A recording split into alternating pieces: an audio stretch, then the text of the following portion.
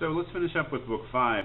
This discussion of the philosopher, this definition of the philosopher that follows in Book 5 is really, really crucial. So let's pay close attention to it. And by crucial, I mean it's crucial in a crucial step in the rest of Plato's argument about what part of the self we should follow. Let's make a distinction here. The distinction he makes is between what is not, and what both is and is not. What is being. What is not is nothingness or non-being. What both is and is not is becoming. See, Plato's metaphysics, his theory of reality, is that some things simply are, and what that may seem so stupid that it says nothing, but some things simply are in the sense they exist in the form that they exist, and they do not change. They are eternal, unchangeable, or immutable. Other things exist in a different way. For instance, physical objects or bodies like you and me, living things. We certainly exist, but we change, and we're temporary. We're in time. We change, and we come into existence, and we go out of existence. Such things as that, Plato would say, I believe, are in the realm of becoming. That is, they become, and then they unbecome, die, change. Now, the philosopher, if we're following what he said about the forms, is going to be interested in that which does not change, that which is eternal. We talked about the two pieces of art. Picasso's painting is beautiful, but it's temporary. The thing about works of art is that the human species can try to preserve them for as long as possible, but they're temporary. They're eventually going to go out of existence. But the form of beauty in Plato's mind, that never goes out of existence, because that doesn't change. That's not in time. That's an eternal thing that exists in a different way, has a being. So let's look at how these distinctions are made.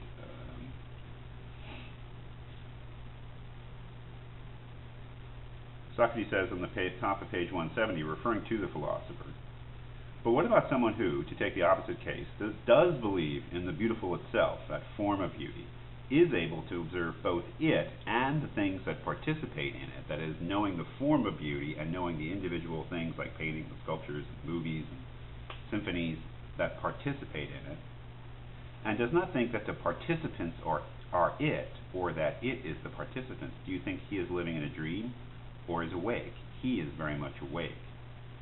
So because this person knows these things, we would be right to describe his thoughts as knowledge, but the others we would be right to describe as belief, because he believes what he knows." This distinction between knowing something, that is, having grounds for and a foundation for one's thought, and simple belief, where you believe in something but you don't really have grounds, you don't really perhaps know why you believe it. That's a very important distinction. Obviously, Socrates is saying the philosopher wants to know, not merely to have an opinion, to simply believe. What if the person we describe as believing but not knowing is angry with us and disputes the truth of what we say? Will we have any way of soothing and gently persuading him while disguising the fact that he is not in a healthy state of mind? We certainly need one at any rate. "Come then, consider what we will say to him, or once we have told him that nobody envies him any knowledge he may have, that on the contrary we would be delighted to discover that he knows something. Do you want us to question him as follows? Tell us this: does someone who knows know something or nothing? You answer for him."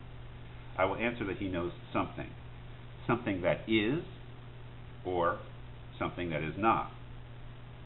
That is, how could something that is not be known? We are adequately assured of this then, Socrates says, and would remain so no matter how many ways we examined it. What completely is completely an object of knowledge.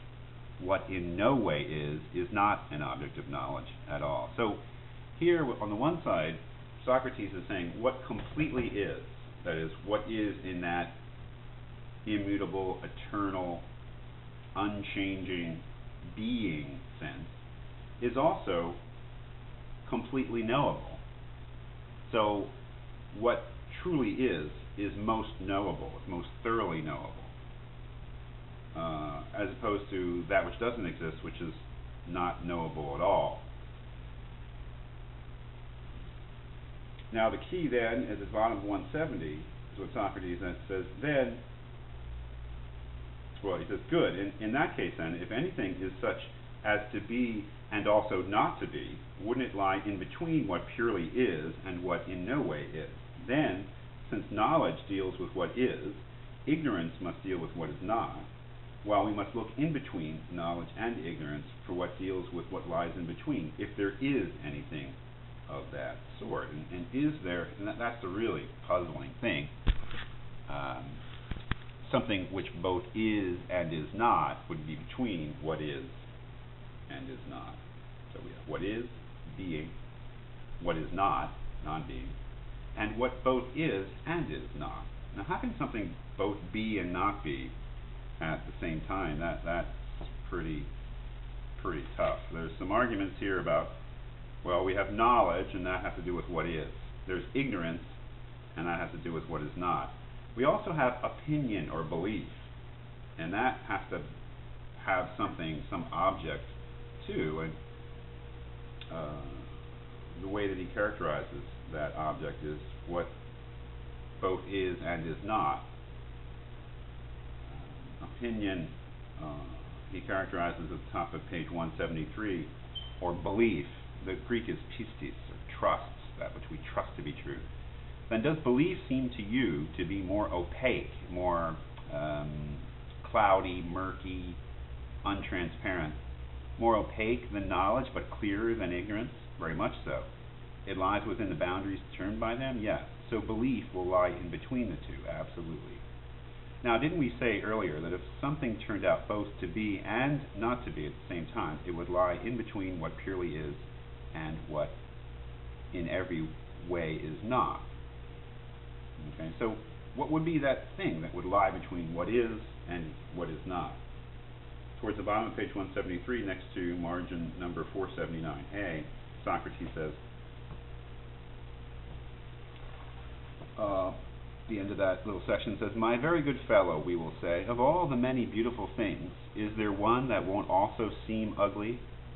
Or any just one that won't seem unjust? Or any pious one that won't seem impious? Glaucon says there is not. On the contrary, it is inevitable that they would somehow seem both beautiful and ugly, and the same with other things you asked about. See, what I think they're driving at is that those particular things in the world that we meet with, as opposed to the perfect forms, they are always imperfect in their instantiation of things. That is, the claim there is that there's nothing in the world that's perfectly beautiful, that's not, in one sense, not beautiful. There's no person who's perfectly just.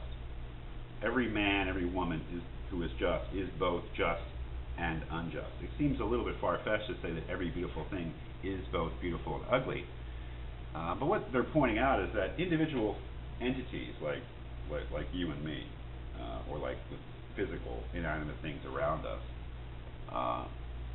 the features that we possess are sometimes contradictory and never perfect. So that if we draw a square on a chalkboard, it will be a square, but it'll also not be a square because its angles aren't perfect, the lines will not be perfectly equal, and so on. Even a just act that somebody performs, it's a just act, but it may not be perfectly just. There may be some other motives, perhaps selfish or ulterior motives at work. So, in any case, what he's trying to set up is a kind of a way of viewing the world in which some things are simply what they are, and those are the ideas or the forms. Some things both are and are not. That is, they exist, but they, anytime you say they're one thing, you can also say there's something else. So, in some sense, you can say they both are and are not. This distinction between being on the one hand and becoming on the other is an incredibly important distinction, and I think it'll be just about, hopefully, fully cleared up in Book 6.